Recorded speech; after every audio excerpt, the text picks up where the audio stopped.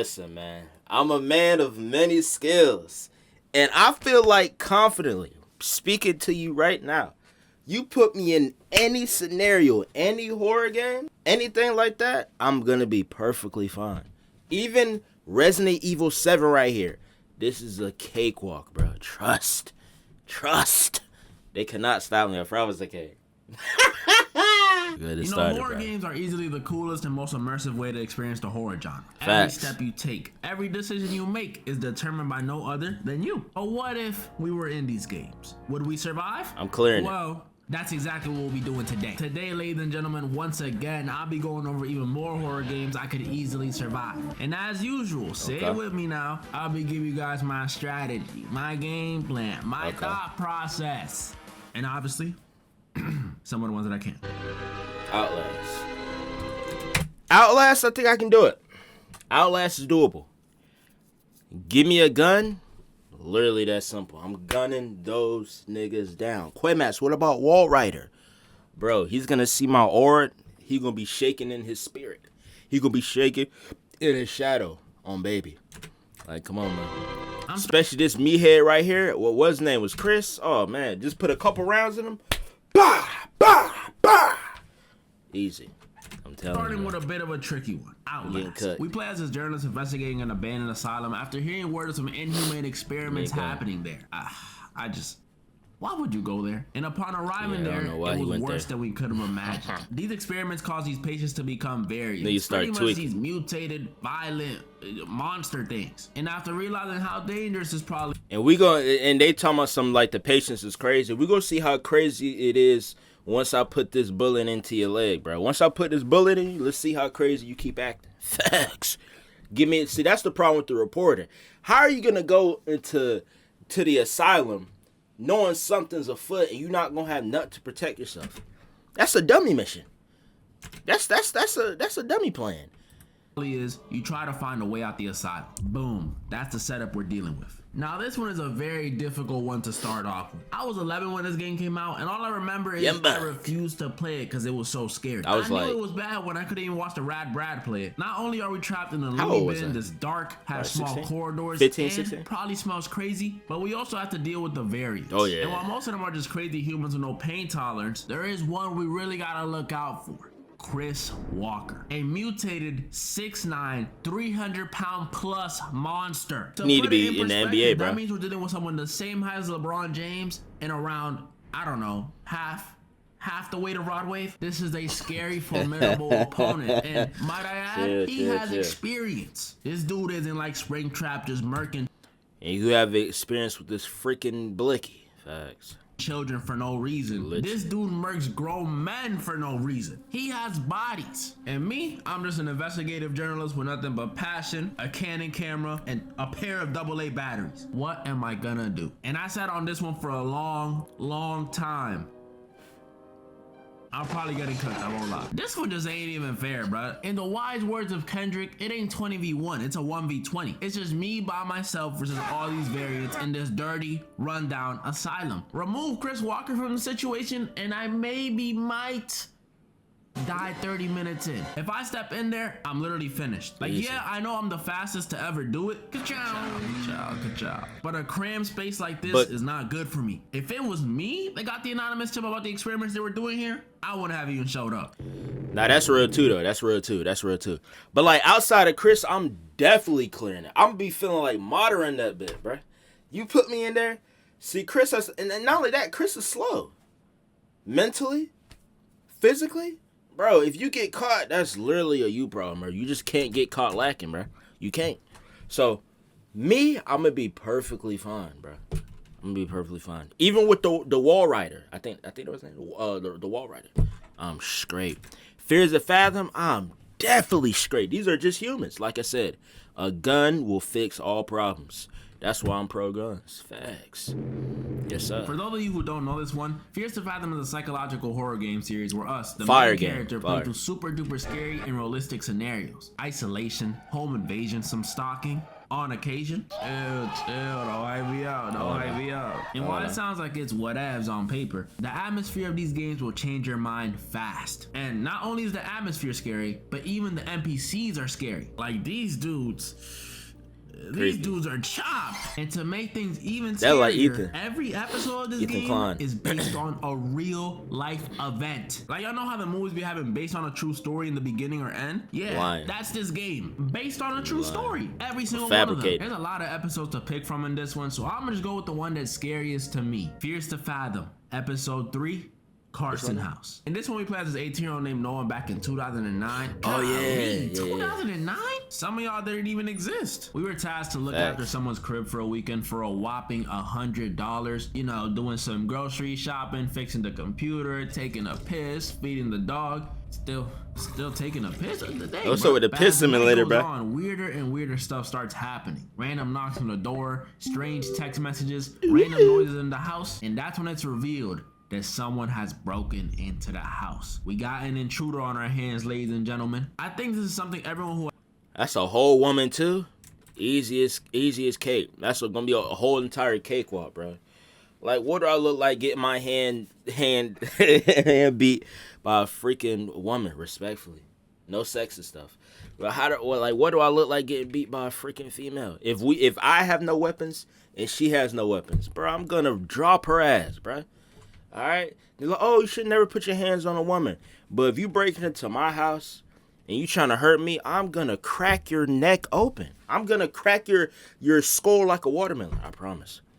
If I feel threatened, oh, yeah, I'm going to make sure I'm going to break something. I'm going to give you some psychological trauma if I don't kill you.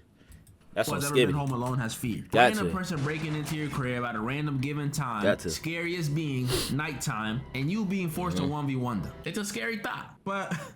it ain't nothing I can handle. To truly come up with a proper plan to beat this one, I gotta understand 2 things. 1, who is the intruder? And 2, what do they want? Throughout the course of the game, we get little hints of who it may be via text messages, flowers at our door, and other stuff. But once we get into the end game, that's when it's revealed that the home intruder is actually our psycho ex-girlfriend, Kara. I know, shocking. Definitely. And what does she want, you may ask? Well, of course, to get back with your boy. I don't blame her, not a surprise. But now that we know all the background, here's the plan. Since I'm more familiar with the Carson crib than she is, I say we use this to our advantage and do a little bit of camping, if you will. Imagine this. She walks into the crib, roaming the bottom floor looking like, for bro, if you will. Imagine this. Look. She walks into the crib.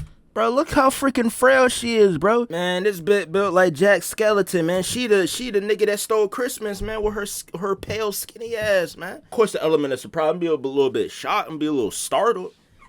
But once I get my bearings, oh, it's cooked. You're done. You're done. Roaming the bottom floor looking for me. Quaymax. I'm watching her on camera as she finishes searching the Look bottom at her, floor. bro. She makes her way upstairs and approaches the room I'm in. I know you're in there. Open up, Noah, before I... Hey, Kara? I think we should get back together. Really? Yeah, really. Here, I'll lock the door. Come inside. Let's talk about it. All right. I just can't believe you really changed your mind that...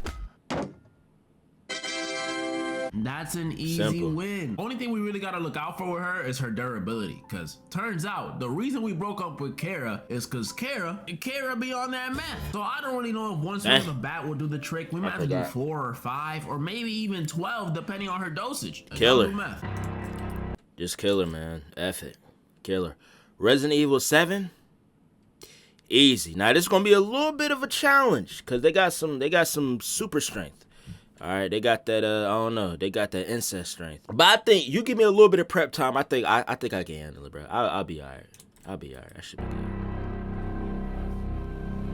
We all know the franchise, Resident Evil, recognizable because of its elite games and its movies. The Resident Evil games have always been known for being scary. Like, I remember trying to play Resident Evil 4 on my PS2 when I was but a wee little lad. And emphasis on trying, because I could not get through that game at all. Yeah, there's been some scary... Resident Evil 4 as a kid was so scary. I remember my cousin had it on the GameCube. I was trying to play it. I only got to the point where, like the first little zombie, little villager people came in, soon as I saw them moving weird, like they'll go slow and then walk up like that, I was like, yeah, I can't play it. I just watched my cousin play. I couldn't play it. Good. Resident Evil games over the years, but Resident Evil 7, this one is hands down the scariest.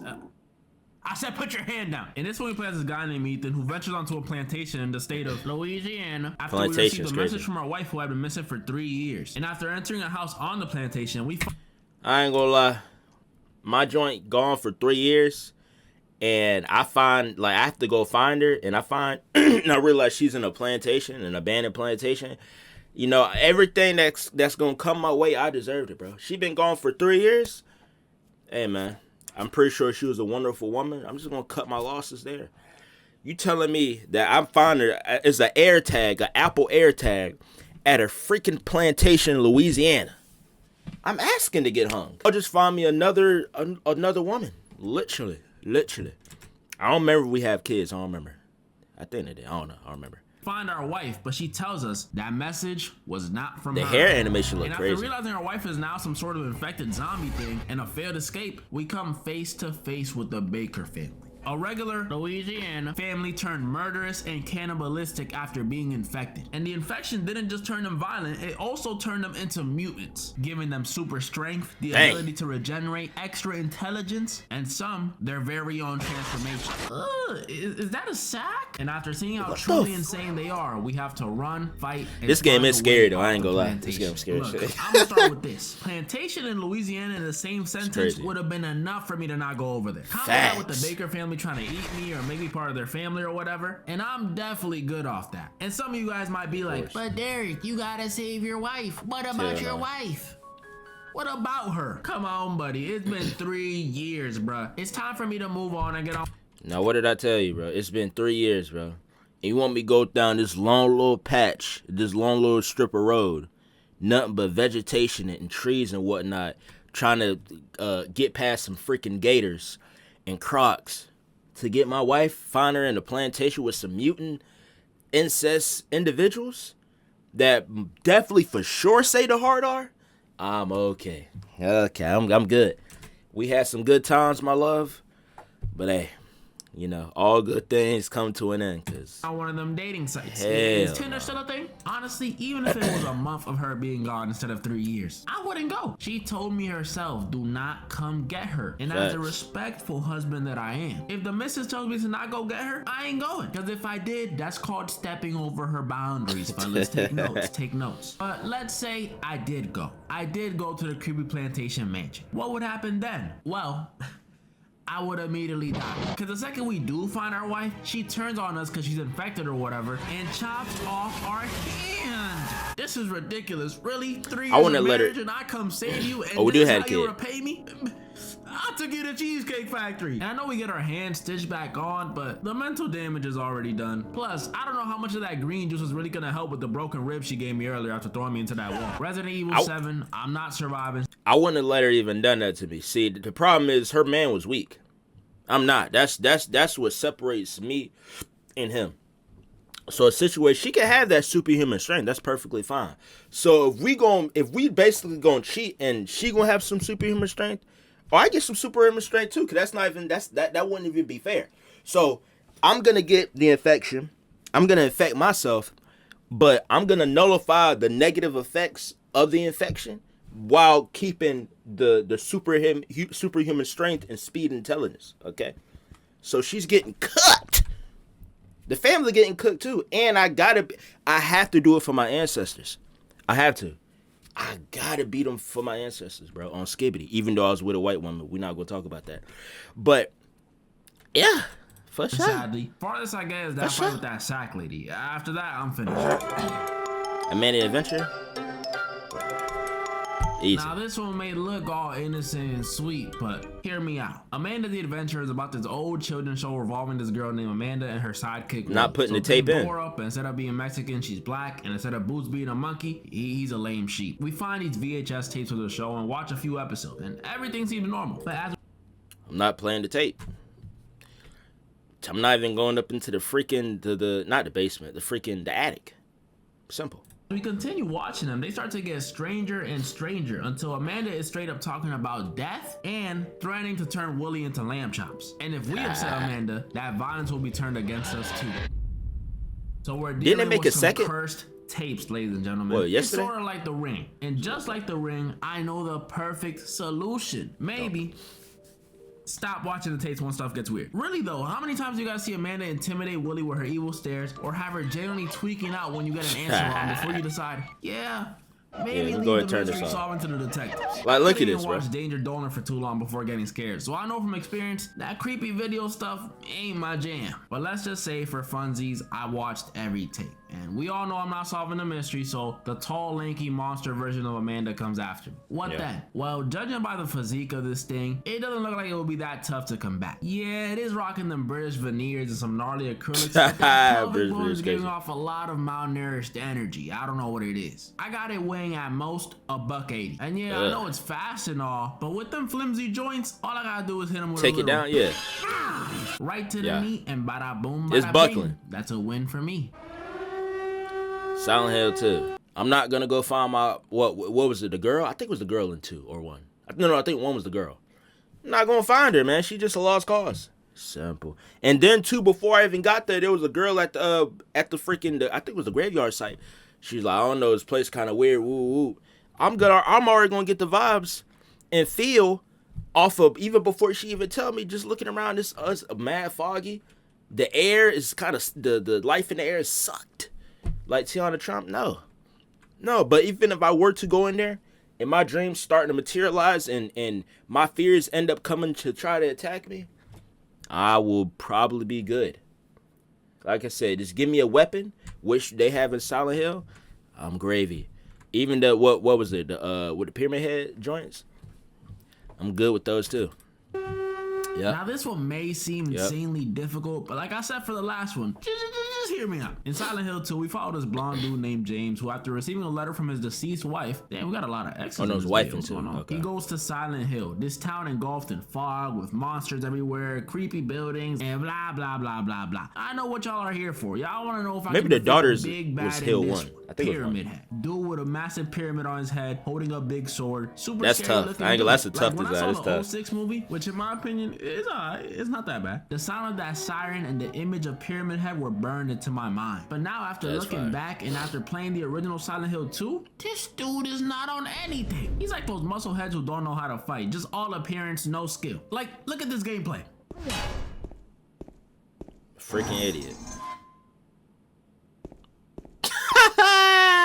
Come on, bro. You gotta keep it a bug. Is this scary to you? He can have all the menacing energy in the world, but the second he swings, he loses all of it. I could easily run away or even walk away with a dude swinging like this, but let's say it is the movie version of him or the remake version. I haven't played it yet, but I assume he has better hands in this one. What are my chances then? Well, I don't think I played 100%. Because the thing about Pyramid Head is he's not even real. He's a figment of James's imagination after feeling all that guilt for killing his wife. And if I'm in control of James's body in this situation, I don't have a shred of guilt. It wasn't my wife that got killed, so I won't be manifesting or whatever any of these monsters, this creepy environment, and most importantly, I won't be manifesting Pyramid Head. If anything, we're gonna be manifesting some hoes. Yes, sir. The whole town is gonna be covered with bad bitches. Facts. And it might be a little, you know what I'm saying, evil, but it's a small price to pay. I'm gonna be good. It's that easy. Come on now. Literally. Now, if he was real, I'm still good. As you guys can see, though, once again, I survived and maintained my record of. What is my record in these videos? Can one of y'all find that out for me? Comment down below any of the ones you guys think I was wrong or right about. And comment down below some more games you guys would want to see for a part 3 or maybe even on that second channel. It's still coming. It's still coming. I'll pinky promise it's still coming. And more that was a good video. Story. So you gon' be good. I said I'll be alright. Better tell myself I could. Alright, that's the horror games I can easily survive. I think these are some of these not easily, but I would survive for sure. For sure. I think the one that would give me the biggest challenge is Resident Evil 7. Like, that one is going to give me a run for my money. Rest of them, nah. Especially not Fear is the Fact. That's probably the weakest one. Easily, like, I don't even have to think if I'm gonna beat Fear, if I can get past Fears of Fathom. Those are just regular people just like me. Outlast, I'm gonna clear it, but it's gonna be a tiny bit of resistance with Chris Walker and the Wall Rider. Other than that, I'm gravy. Even the two naked guys with their cocks out, I'm good. I'm good. All I gotta do is disarm them, say goodbye. Okay, that's tough. Anyway, hope you guys enjoyed it. Quemax 6K Quay.